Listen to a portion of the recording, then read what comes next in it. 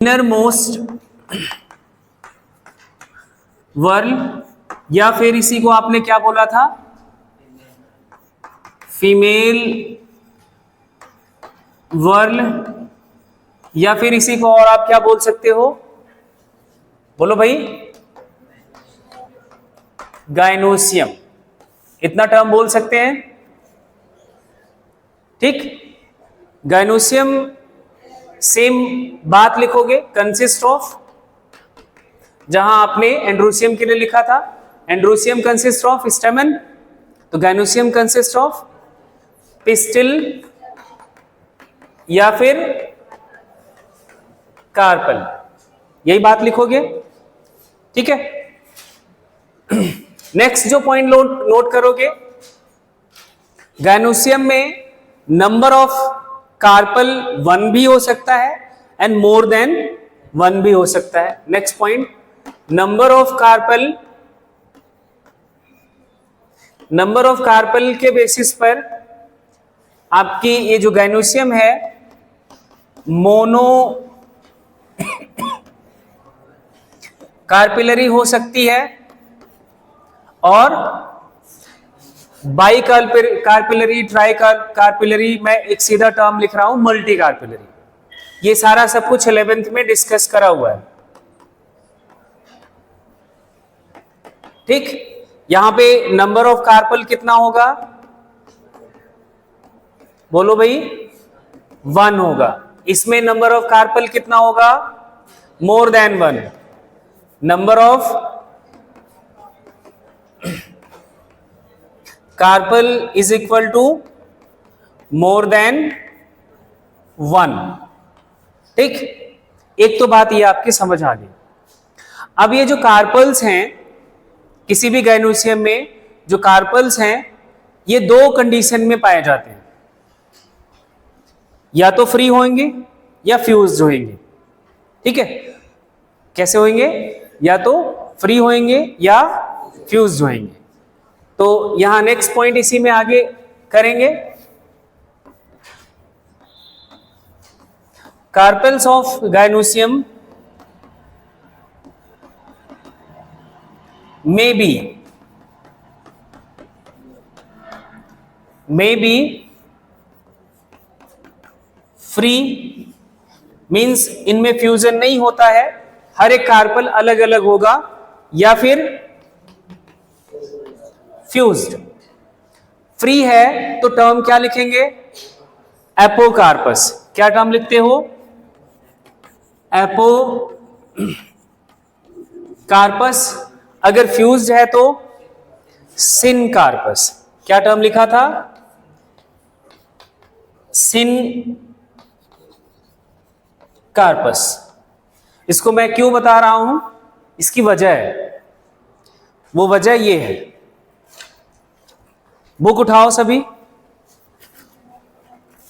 यहां आपका गाइनोसियम का सबसे पहले स्ट्रक्चर बनाया हुआ है, गाइनोसियम के यूनिट का, कार्पल का। फिगर में लिखा है अ डाइसेक्ट फ्लावर ऑफ हिबिस्कस। पहला डायग्राम देखना, इधर ध्यान से देखो, एक पेंसिल दो, पेन ही दे दो। ये वाला पहला पिक्चर देखना, एक ये गाइनोसियम का स्ट्रक्चर है पूरा कंप्लीट। अभी हम वो क्या क्या पार्ट्स है वो उसके बारे में बात करेंगे। किसका गाइनोसियम है, हिबिस्कस का। हिबिस्कस रोजा साइनेंसिस बोले तो चाइना रोज, जिसे आप गुड़हल कहते हो, ये उसका गाइनोसियम है। फिर उसके बाद बी वाला डायग्राम देखो, बी वाले डायग्राम में लिखा हुआ है multi carpellary syncarpous pistil of papaver somniferum. ये पेपावर का कौन सा, मल्टी कार्पिलरी, वर्ड समझ आया, मल्टी कार्पिलरी। दूसरा कंडीशन क्या है, इनके कार्पल्स फ्यूज्ड हैं। क्या है, फ्यूज्ड हैं। और यहां पे देखो जो आपको ये लाइंस इसमें दिख रही है ना, दे रिप्रेजेंट स्टिग्मा। ये क्या रिप्रेजेंट कर रहा है, स्टिग्मा। तो सॉरी, एक से ज्यादा स्टिग्मा है तो मतलब एक से ज्यादा कार्पल भी होगा, तो उनका सबका फ्यूजन होके एक स्ट्रक्चर बना हुआ है। तो लेबलिंग देखो क्या लिखा हुआ है, सिनकार्पस ओवरी। क्या लिखा हुआ है, सिनकार्पस ओवरी, मतलब एक से ज्यादा कार्पल्स के फ्यूजन से ये ओवरी बनी हुई है। फिर नेक्स्ट डायग्राम देखो, अ मल्टी कार्पिलरी, आगे वर्ड पढ़ो, एपोकार्पस। क्या लिखा हुआ है? Apocarpous, gynoecium of michelia. Next ये जो सी वाला डायग्राम है, ये है आपका एपोकार्पस एपोकार्पस मल्टी कार्पिलरी है और एपोकार्पस कंडीशन में है। ये जो आप एक एक यूनिट देख रहे हो, ये एक एक कार्पल्स हैं माइकेलिया के, ठीक है, एक एक यूनिट है, इनका फ्यूजन नहीं हुआ है, इनका फ्यूजन नहीं हुआ है। तो ये वाला डायग्राम और ये दोनों डायग्राम बहुत ध्यान से समझ लेना। ये सिनकार्पस ओवरी मल्टी कार्पिलरी है, ये भी मल्टी कार्पिलरी है बट एपोकार्पस है। किसका? ये पेपावर्ग का है और ये माइकेलिया का। एक तो ये डायग्राम उठा के कई बार सवाल पूछा हुआ नीट के एग्जाम, तो एक बार तो आप इसको समझ आ गया। आगे चलें अब। फ्यूज कंडीशन में हो सकता है या फिर फ्री कंडीशन में होगा। फ्री कंडीशन में है तो एपोकार्पस, फ्यूज में है तो सिनकार्पस। यहां आप एग्जाम्पल के तौर पर दोनों का एग्जाम्पल लिख लो जिससे आपको याद रहे। एपोकार्पस के कंडीशन में आपके सामने है माइकेलिया और सिनकार्पस के एग्जाम्पल के लिए आपको दिया हुआ है, एक तो दिया हुआ है पेपावर्ग का और दूसरा हिबिस्कस का। ये दोनों एग्जाम्पल आपके सिनकार्पस कंडीशन के हैं।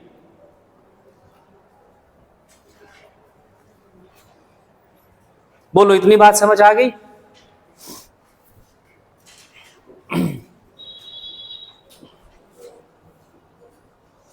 बोल भाई, इतनी बात क्लियर है सबको? आगे चलें अब। एक वर्ड लिखा था आपने, stamens are the equivalent to microsporophyll. तो कार्पल किसके इक्विवेलेंट होगा?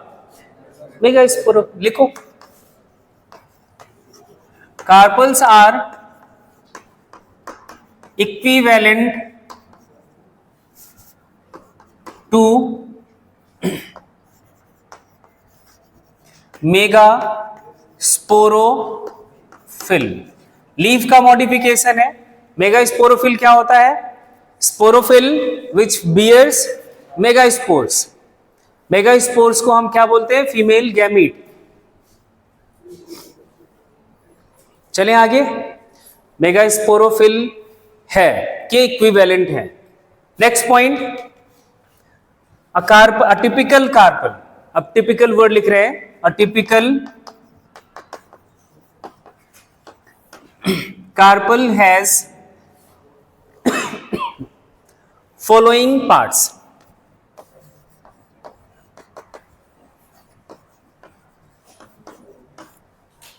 कौन कौन से? नाम लिखो। स्टिग्मा,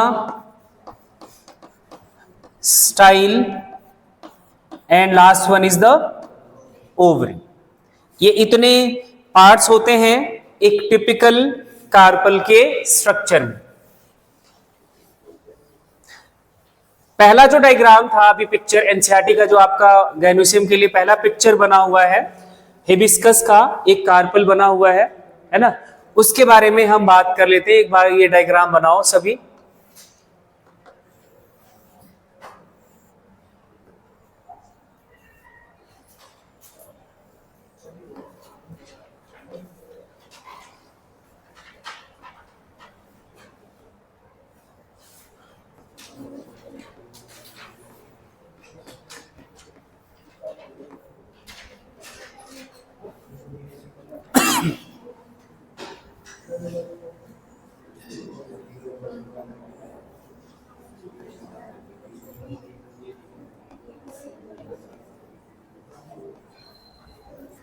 अब यहां अगर देखोगे ध्यान से तो हिबिस्कस के जो स्टिग्मा है वो एक से ज्यादा बनाया हुआ है। पिक्चर में ध्यान से देखो, स्टिग्मा एक से ज्यादा बना हुआ है। एक ही बना हुआ है, ज्यादा बना हुआ है। जब एक से ज्यादा स्टिग्मा है तो ऑब्वियस सी बात है कि कार्पल्स भी एक से ज्यादा, और वो फ्यूज्ड कंडीशन में। इस वाले स्ट्रक्चर को बोला जाता है स्टिग्मा, और इसको बोलते हैं style. And last basal part of the carpel which is attached with the thalamus, swollen part है, दैट इज द ओवरी। इन सब के बारे में क्या इनका रोल है ये सब हम देखते हैं। स्टिग्मा, स्टिग्मा के लिए हम लिखते हैं stigma is the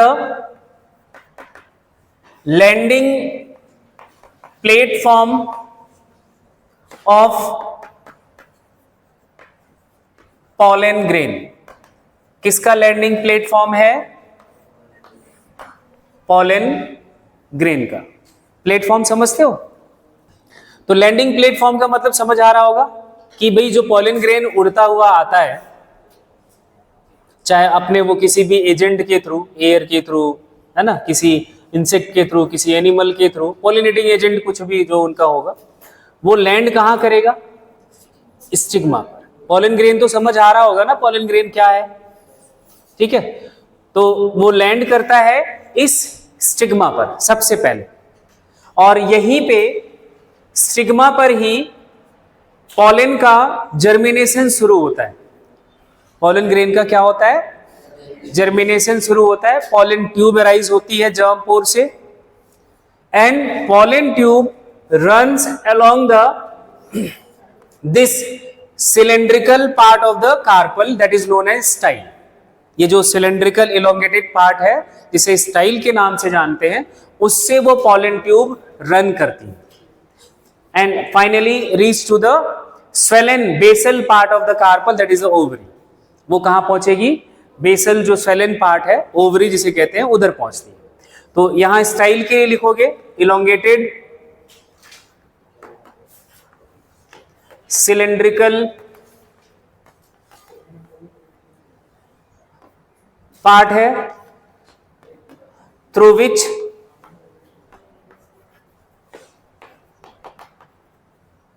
pollen tube runs and finally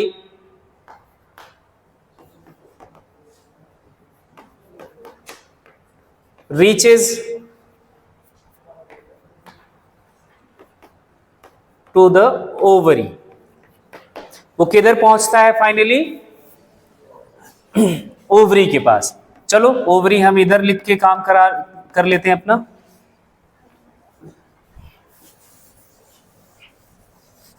ovary के लिए लिखोगे basal swollen part which attached to the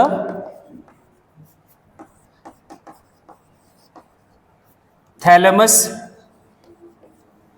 किससे अटैच्ड होता है?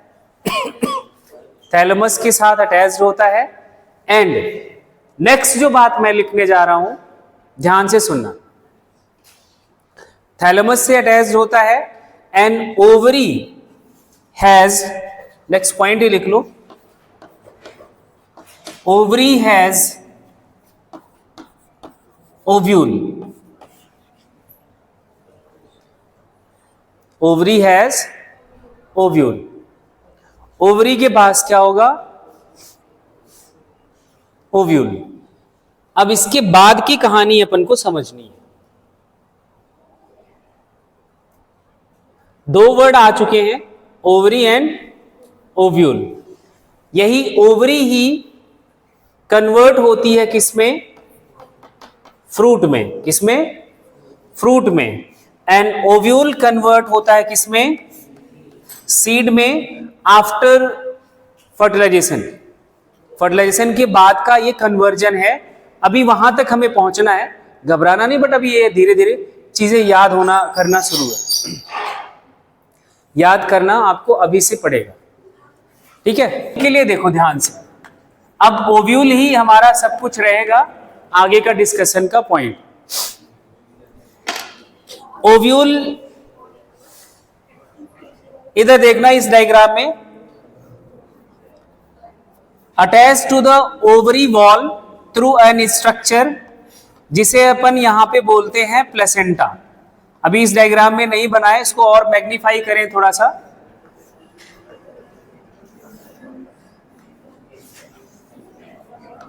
ये थैलेमस हो गया, इसको अपन ने मान लिया क्या, ओवरी वॉल। ओवरी वॉल के पास से लगा हुआ एक कुशन जैसा स्ट्रक्चर होता है जिसे हम बोलेंगे प्लेसेंटा। क्या बोलोगे?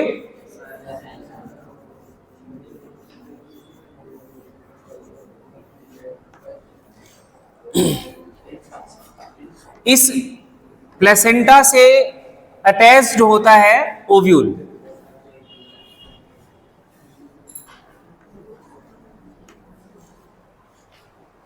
प्लेसेंटा से अटैच्ड होता है ओव्यूल। तो ये कुशन जैसे स्ट्रक्चर को क्या बोलोगे? प्लेसेंटा। ओवरी वॉल से, ओवरी वॉल के पास क्या होगा? एक कुशन जैसा स्ट्रक्चर। ये बार बार नहीं बनाया जाता क्योंकि ये आपको अंडरस्टूड होता है। प्लेसेंटा से अटैच्ड होगा कौन? ये पूरा स्ट्रक्चर जो आपने बनाया हुआ है इसको बोलते हैं ओव्यूल। क्या अटैच्ड होगा? ओव्यूल, ठीक है। तो ovule attached with ovary wall with the help of placenta, and placenta supplies nutrition to the ovule. कुछ एक ऐसी कुछ बातें आपको याद रखनी है। नेक्स्ट पॉइंट लिखो, ovule attached with ovary wall through the placenta which supplies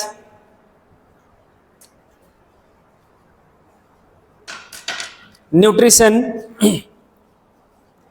अब आपके दिमाग में एक क्वेश्चन चल रहा होगा कि भाई ये ओव्यूल क्या है? यही चल रहा होगा, ओव्यूल क्या है? Ovary wall. प्लेसेंटा को कहां से मिलेगा? ओवरी वॉल से। अब जो मेन क्वेश्चन चलना चाहिए वो ये कि भाई ये ओव्यूल क्या है? अचानक से वर्ड आ गया वो ओव्यूल। ध्यान से सुनना, हम अभी क्या पढ़ रहे थे? Carpel is equivalent to the megasporophyll. क्या बोला था? Megasporophyll. ध्यान से वर्ड देखना, megasporophyll. Megasporophyll bears क्या? Megaspore. मेगा स्पोरोफिल के पास क्या होगा? मेगा स्पोर होगा। मेगा स्पोर के पहले और एक वर्ड है, ऐड करें, megasporangia. Megasporangia has megaspore. यही पढ़ा था आपने, अभी तक आपके पास इतनी समझ है। Megasporophyll is the leaf and the leaf has a structure that is mega sporangia which has mega spores. अभी हम जो पढ़ रहे हैं वो क्या कार्पल पढ़ा? Carpel is the megasporophyll. क्या पढ़ा? Carpel is the megasporophyll, and carpel के पास जो आपने ओव्यूल पढ़ा that is the megasporangia. Ovule is the megasporangia and ovule has megaspore. बात कुछ आइडिया दिमाग में लग रहा है क्या? Megasporophyll is the leaf which has megasporangia and that contain megaspores। Megasporophyll carpel है पूरा, स्टिग्मा स्टाइल ओवरी है ना। ओवरी के पास ये ओव्यूल मींस मेगास्पोरोफिल के पास स्पोरेंजिया होगा, मेगास्पोरेंजिया होगा, and ovule that megasporangia is denoted by that ovule. इस मेगास्पोरेंजिया को कौन डिनोट कर रहा है? Ovule is the megasporangia. इस लीफ में ओव्यूल क्या है? मेगास्पोरेंजिया है। और मेगास्पोरेंजिया के अंदर होता है क्या? मेगास्पोर्स। तो ओव्यूल के अंदर होता है मेगास्पोर्स, वो अभी हम आगे देखेंगे। अभी जो बात लिखनी है वो ये लिखनी है, मेगास्पोरेंजिया अराइजेस फ्रॉम प्लेसेंटा, या ऐसा लिखे, megasporangia arises from placenta in angiosperm that is known as ovule. उसी को हम क्या कह देते हैं यहां पे? ओव्यूल। ये कुछ और नहीं है, ये क्या है? मेगास्पोरेंजिया है। लिखो, मेगास्पोरेंजिया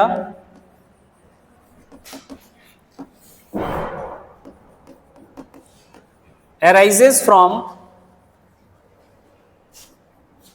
placenta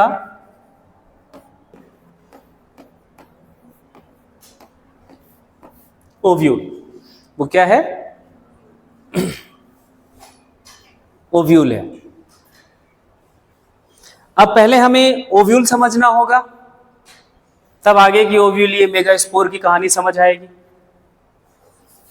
यही होगा बात। चलो ओव्यूल समझते हैं, शुरू करते हैं।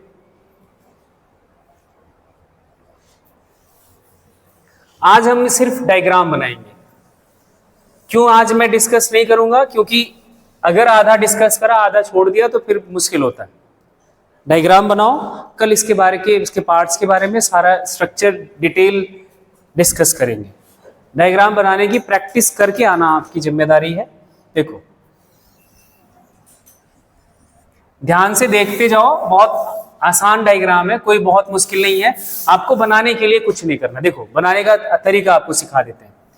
आप सिर्फ एक ऐसे ओवल स्ट्रक्चर बनाओगे पहले, फिर इसके ऊपर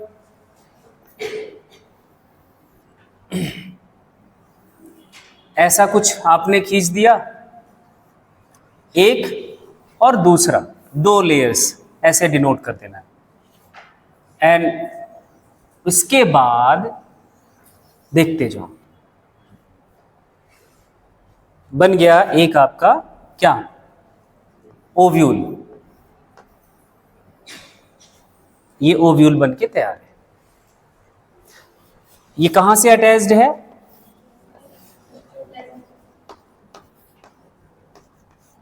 अच्छा चलो, हाँ, पूरी बात लिख देते हैं।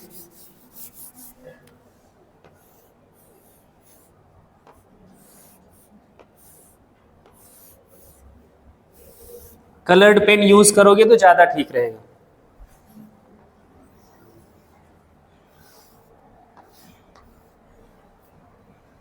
ये है ओवरी वॉल, इसको अपन ने डिनोट करा प्लेसेंटा।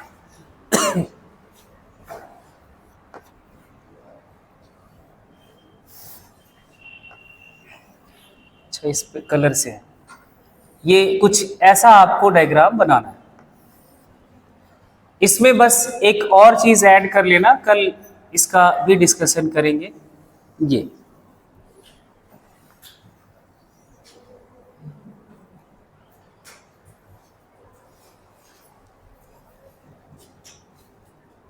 अब जो बनाने जा रहे हैं वो ध्यान से बनाना। और उस टाइम लग रहा था कि क्या ही बकवास चल रहा है।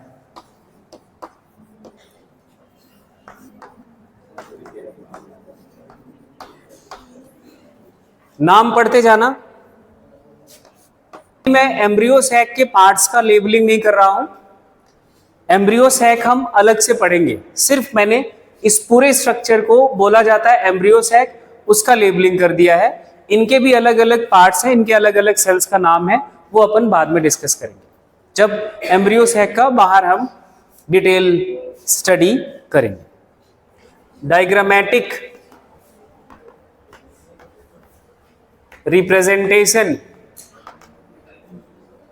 of a typical anatropous type of ovule। ये डायग्रामेटिक स्ट्रक्चर है, सेलुलर नहीं है। ये डायग्राम का नाम है। हाँ, अभी वो टाइप्स ऑफ ओव्यूल पढ़ेंगे तब पता चलेगा।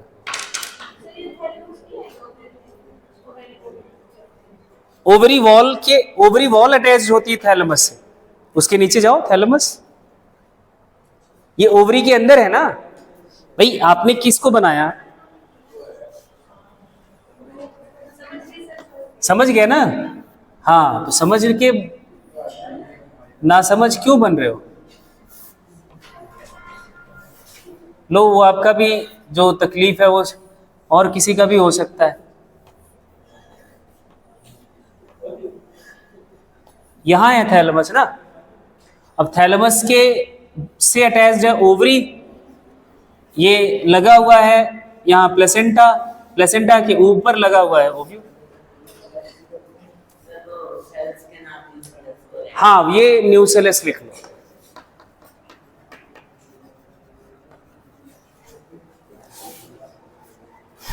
न्यूसेलस है, न्यूक्लियस नहीं है। वो एम्ब्रियो सैक के जब हम डिटेल बात करेंगे तब वो सब लिखेंगे।